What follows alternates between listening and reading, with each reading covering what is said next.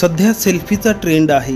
एखादे निसर्गरम्य ठिकाण असो अथवा सेलिब्रिटी व्यक्तीची भेट, अगदी रोजच्या आयुष्यात सेल्फीचा मोह अनेकांना सुटत नाही।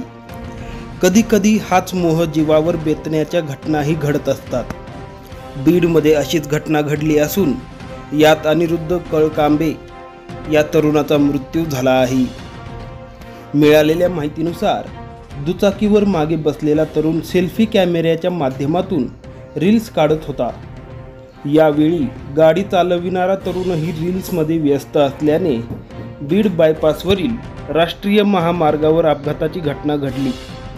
चालकाचे गाडीवरील नियंत्रण सुटल्याने झालेल्या अपघातात अनिरुद्धचा जागीच मृत्यू झाला असून एक जण गंभीर जखमी झाला आहे। दोघे जालना जिल्ह्यातील रहिवासी होते। या घटनेमुळे हळहळ व्यक्त करण्यात येत आहे।